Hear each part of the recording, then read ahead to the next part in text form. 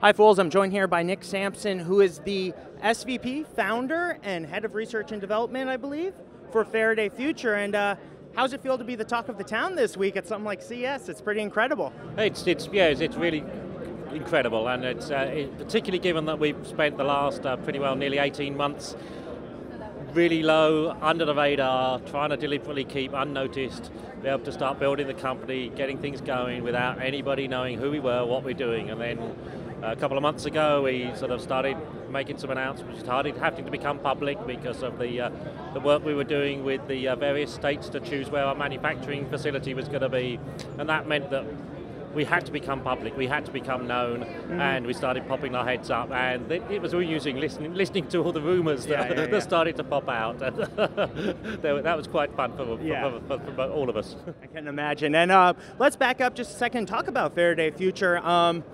You know, like you said, you've been relatively kind of a ghost. People were talking about, it's incredible this day and age that you can have a car startup for this long, but this is kind of your big reveal.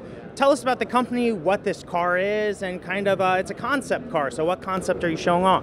Really the company that we've formed is a mixture between an automotive company and a consumer electronics company. We're a tech company that's really aiming to be not at either of those worlds, to be a bit of both, but in some ways slightly more biased perhaps, although we've got a car here. We're actually slightly more biased towards consumer electronics, hence why we're at the Consumer Electronics Show and not the Detroit Auto Show, because that's where we see the future is. Our lives these days have become connected. We're all very digital in what we're doing.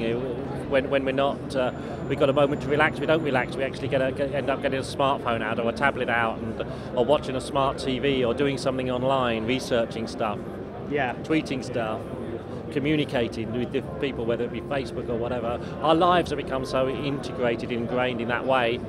But what happens as soon as you get in a car, it stops. And it doesn't stop because you're a driver, it stops because that car, that device, is not as connected as it needs to be and should be. And it's not connected in a seamless way with the rest of your life. Even if it has got some level of connectivity, like a Tesla, it's got a big screen in there and it's connected, but nothing's on there that it's no way of interacting with what I'm doing at home, what I've been doing in the rest of my life, and that's what we need to change. So Faraday Future we set up to change that, to meet the needs of people moving forwards.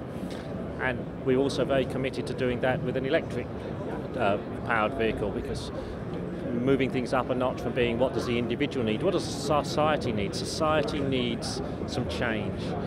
With the increasing levels of pollution in certain cities, CO2 emissions need to be reduced, urbanisation and congestion needs to be changed. So we saw a big picture there that electric vehicles done in a different way are an important part of the future. So we wanted to address that situation. So on two fronts, we wanted to change the way the world travels, what mobility means to people, and meet people's lifestyle expectations for the future.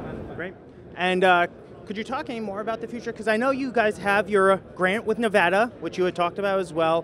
What kind of plans are you looking at? At what point do you anticipate that we'll actually see your cars on the road? Well, we're expecting we will get our cars in the road within the next couple of years. We're working with the state of Nevada to establish where the factory is going to be. We're going to get that factory up and running and available to produce the cars within the next 2 years. We're also on the development cycle, and we've shown this car here today, but this is really just a symbolisation of us as a company and of our technologies and the types of things we're going to be doing. So rather than show the exact products, we want to show something that symbolises who we are. And Faraday Future are trying to be a very dynamic, very creative, very fast organisation, and what better way to show that than by showing a racing type car.